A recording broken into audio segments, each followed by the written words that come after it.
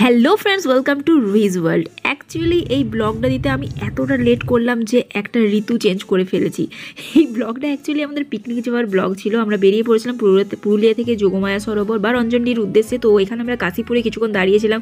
দুটো গাড়ি ছিল আমাদের, একটা ফ্যামিলি ফ্রেন্ড, তাদের এই পুচকুটা আমাদের গাড়িতে রুহির জন্য চলে এসেছিলো কিছুক্ষণের জন্য না, কাশীপুর থেকে টোটালি ও যোগমায়া পর্যন্ত, সরোবর পর্যন্ত আমাদের সাথেই গিয়েছিল রুহির সঙ্গে।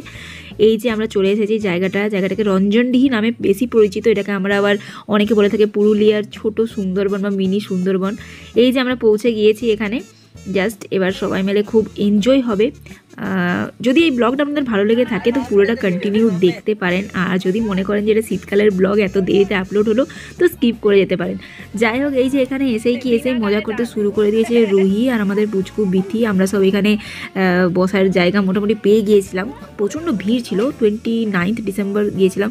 এই দৃশ্যটা দেখুন, কত সুন্দর দৃশ্য। আর এই দৃশ্য আমরা কি করছি, ডেকোরেটের জিনিস নিয়ে আমরা বাসন ধুতে বসেছি। যাই হোক, মেয়ে হয়ে জন্মগ্রহণ করেছি, এগুলো তো করতেই হবে। এখানে আমি যেমন আলু কাটাকাটির কাজে বসে গিয়েছিলাম, তা করতে করতে আমাদের টিফিনের ব্যবস্থা করা হয়েছিল। আর রুহি, জেঠু মানে বিথির দাদু আর বিথি সমানে ডান্স করে গেছে, প্রচুর এনজয় হয়েছে সেদিনে। এখানে আমাদের কাটাকাটি চলছে মেয়েদের, আর এখানে বুবলাদা রান্না করছে, আমরা তার ফাঁকে একটু খেলা মজা করলাম। এখানে আমরা টিফিন করেছিলাম, কেক ছিল, ডিম সেদ্ধ ছিল, মুড়ি, আর বললাম তো কাশীপুর থেকে চপ আর জিলিপি নিয়েছিলাম। আর এই হলো আমাদের ফুলমণি, বুবলাদাদের বাড়ির একটি প্রিয় সদস্য। ফুলমণিকে আপনাদের কেমন লাগছে অবশ্যই জানাবেন। মাঝে মধ্যেখানে এরকম বাউল গান হালকা ফুলকো শুনতে পারছিলাম। আর পিকনিকে এসছি, একটু না খুন্তিটা ছুলে কি ভালো লাগে, তাই একটু বুবলাদা যখন চলে গিয়েছিল একটু নাড়ানাড়ি করলাম। মাংসটা যদিও বা আমি করিনি, একটু জাস্ট ফটো তোলার জন্য বলতে পারেন। সবাই একটু ক্যাত মারছে আর কি। আর এই যে আমার ভাই, হিরো ভাই, ওর শুধু স্টাইল, ওর শুধু ফটো তোলা, এই করতেও গিয়েছে। বলছে আমার আগে ভালো করে ভিডিওগুলো শ্যুট করো, তারপর তোমরা যা ইচ্ছে করবে। পুরো চারদিকটা এরকম জঙ্গলে ঘেরা, খুব সুন্দর লাগছিল জায়গাটা। আর পরিবার নিয়ে পিকনিকে গেছি, খুব মজা হয়েছে, এনজয় হয়েছে। আর পরিবারে গিয়ে রান্না নিজেরা করে খাওয়ার মজাটাই আলাদা, কি বলেন? যাই হোক, সেই ফাঁকে আমরা একটু বেরিয়ে পড়লাম, সরোবরের দিকে যাচ্ছি। আর দেখি ওদিকে একটা ছোট্ট মতো একটা বাচ্চাদের পার্ক আছে, যেটা বেশ ভালো, 10 টাকা করে টিকিট লেগেছে, কিন্তু ভেতরটা বেশ মনোরম। বাচ্চারা তো এনজয় করবেনই, আর বড়োদেরও বেশ ভালোই লাগবে। এই যে এখানে ওরা চেপে গিয়েছে বিভিন্ন ধরনের ছোটোখাটো রাইড যেগুলো থাকে পার্কে, মিনি পার্কে, সেইগুলোই ছিল। স্লিপার ছিল।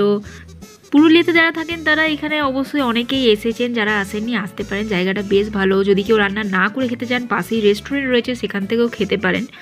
তো আমার বেশ ভালো লেগেছে।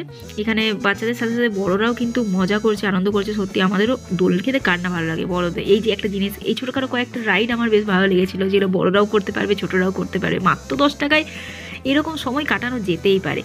খুব ইচ্ছে ছিল বোটিং করার, বাট পার্টনার না পাওয়ায়, যেহেতু রুহির বাবা যায়নি, সেরকম বড় কেউ আমাদের সাথে চাপতে চাইছিল না বলে ভয়ে আর বোটিংটা করলাম না। আর এই দোলনাটা আমার দারুণ লেগেছে, মানে অসাধারণ লেগেছে। এখানে আমরা মানে নামতে ইচ্ছে করছিল না, এতটা ভালো লেগেছিল। যাই হোক, পার্ক থেকে আমরা বেরিয়ে পড়লাম। আর এই হলো সরোবরের দৃশ্যটা, দারুণ মনোরম একটা দৃশ্য। সত্যি এটাকে সুন্দরবন বলা যেতেই পারে, দ্বিতীয় সুন্দরবন। আর বলবেন না, এখানে আবার আমরা নামতে গিয়ে দেখি একটা সাপ।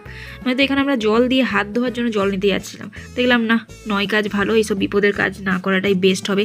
ড্যাম তো গভীর জল, ওই জন্য আমরা বোটিংটাও ক্যান্সেল করে দিলাম। আর এই সুন্দর সরোবরের কাছে এরকম একটা মাটির মূর্তি রয়েছে, বাট সেটা কিছু কিছু অংশ ক্ষয়ে গেছে। এখানে আর চিকু নিয়ে নিয়েছি একটা জুস, ওর থেকে আমি একটু ট্রাই করবো বললাম।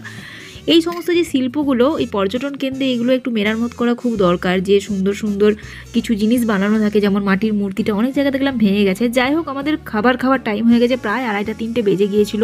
রুহিকে এখানে আমি খাইয়ে দিচ্ছি। এরপর এখানে দেখুন কাণ্ড কারখানা, বুবলাদা আর বিথির কাণ্ড, বাবা মেয়ের নাচ চলছে। যাই হোক, এবার একে একে সকলেই আমরা খেতে বসলাম।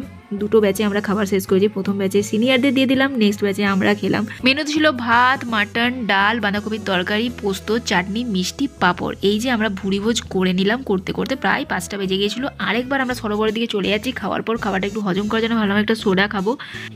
সন্ধ্যের নামার পর মুহূর্তটা কীরকম লাগছে দেখুন, অসাধারণ দেখতে লাগছে দৃশ্যটা। যায় এখান থেকে আমরা দুটো কোলা ফ্লেভার সোডা নিয়ে নিয়েছি, যেগুলো খেতে খেতে আমরা চললাম আমাদের গন্তব্যের দিকে।